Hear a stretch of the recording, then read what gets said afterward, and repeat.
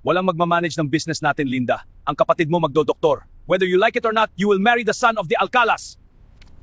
Mark, umuwi na tayo. I will deal with my daughter in person. Pero Dad, ayoko makasal sa taong hindi ko kilala at hindi ko mahal. Dad? Hello, Dad? Mark, park the car. I'll call you if I have other errands today. Okay po, sir. Oh darling, bakit nakasimangot ka na naman? Sumasakit ang ulo ko sa anak nating si Linda. No one will manage our business kapag wala na ako. She doesn't want to marry Jacob Alcala. Their family is our longtime business partner and their son is a great fit for our daughter. Hindi ba pwedeng turuan mo na lang si Linda sa pagmamanage ng business natin, Arturo? Matalino naman ang anak nating si Linda. Adelaida, I can't do that. The Alcalas and I have an agreement, a wedding for our daughter and their son, or they will pull out their huge investments sa business natin. Babagsak ang negosyo natin! Linda! Where are you? Mag-usap tayo! Ang tigas ng ulo mo! Arturo, please, have mercy on your daughter. Bitawan mo ko, Adelaida. Linda! Open the door! We need to talk! Dad, I'm sorry. But I can't just marry Jacob. Hindi ko pa nga siya nakikita. No, Linda! You will do as I say! Mark my words, Linda. You will marry Jacob Alcala, I will make sure of it. Kahit kalad ka rin pa kita sa simbahan. Dad, for once, isipin mo naman ang anak mo. Arturo, please. We need to say sorry to our daughter. Hayaan mo siya, Adelaida. She will come to her senses and will realize that the wedding is the only way for her to live a comfortable life.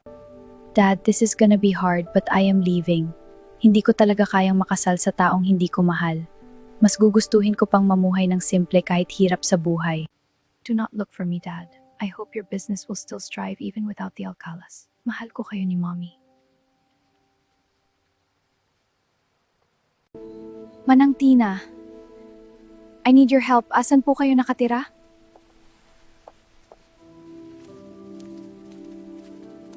Manang Tina, thank you. Diretso na po ako sa inyo.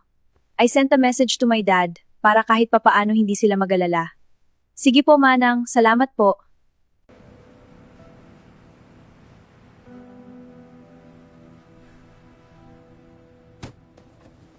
Manang Tina. Namiss kita, Manang. Hindi kita nakita si Manang nung nag-retire ka sa mansyon. Halika na, Linda. Sa loob na tayo mag-usap. Hindi ko talaga kayang gustong ipagawa sa akin ni Daddy, Manang Linda. Nalulungkot ako para sa'yo, Linda. Pero hanga ako sa katapangan mo na talikuran ang lahat para sa iyong prinsipyo. Sana, balang araw magkaayos pa rin kayo ng daddy mo. Manang, dito po muna ko. Kapag nakahanap po ako ng work, kahanap na po ako ng sarili kong matutuluyan. Sige lang, iha. Ako lang naman ang mag-isa dito. Welcome na welcome ka dito, Linda. Adelaida, si Linda naglayas. Diyos ko po! What have you done?